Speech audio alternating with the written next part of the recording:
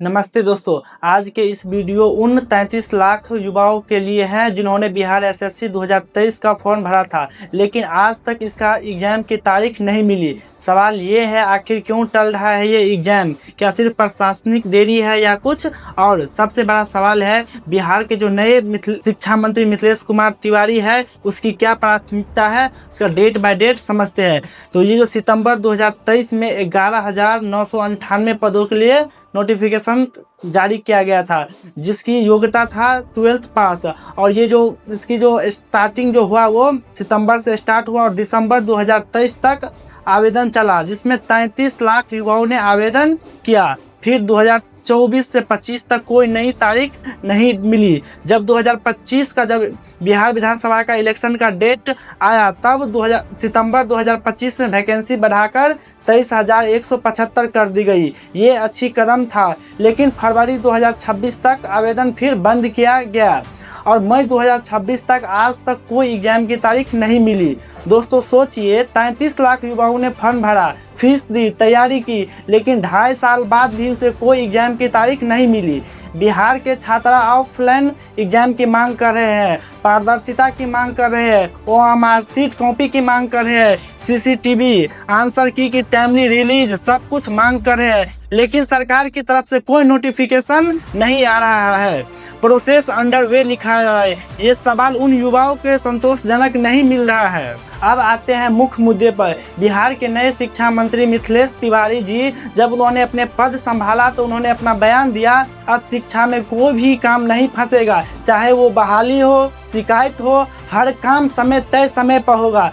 उन्होंने single window system की बात की, कहा कि मैं खुद शिक्षक हूं, मुझे अभ्यर्थियों की परेशानी समझ है, लेकिन सवाल ये है, अगर सब कुछ नहीं फंसेगा तो एसएससी इंटर लेवल का एग्ज़ाम क्यों अभी तक फंसा है? ये सिर्फ एसएससी इंटर लेवल तक का एग्ज़ाम की बात नहीं है। बिहार में जब BSO की एग्ज़ाम डेट अभी तक फंसा हुआ है, बिहार CGL 4 का एग्ज़ाम डेट अभी तक कोई तारीख नहीं मिली है। अगर तय समय पर काम होगा तो 2023 का नोटिफिकेशन का एग्ज़ाम 2026 में क्यों नहीं हुआ? सिंगल विंडो का वादा है या सिर्फ एक शब्दों का सीमित रहेगा?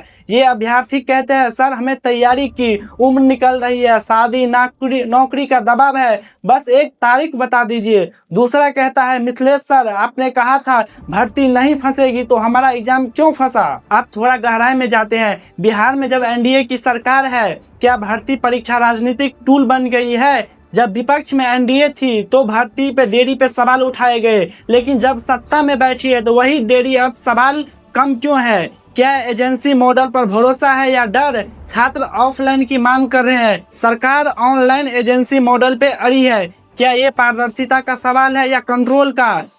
33 लाख युवा और उनके परिवार प्रभावित है, हर घर में बेरोजगार युवा है। क्या ये राजनीतिक जोखिम नहीं है? दोस्तों ये सवाल सिर्फ विरोध का नहीं है, लेकिन ये सवाल उन उम्मीदों के लिए है। जब एक शिक्षा मंत्री कहते हैं मुझे अभ्यर्थियों की परेशानी समझ है, तो उम्मीद होती है कि वो परेशानी दूर करेंगे, लेकिन जब उम्मीदें टूटती है तो सवाल उठते हैं, और ये सवाल लोकतंत्र का हिस्सा है। अब आलोचना के बाद भी समाधान भी जरूरी है। हमारी अपेक्षा है कि कम से कम कैलेंडर जारी हो, प्रीलिम्स मेंस का रिजल्ट की तारीख बताए, OMR seat, answer sheet timely release हो, CCTV कैमरा से मॉनिटरिंग हो। जब मंत्री एक बार अभ्यर्थियों की सीधा संवाद करे, उसे सुने, उसकी बातों को समझे।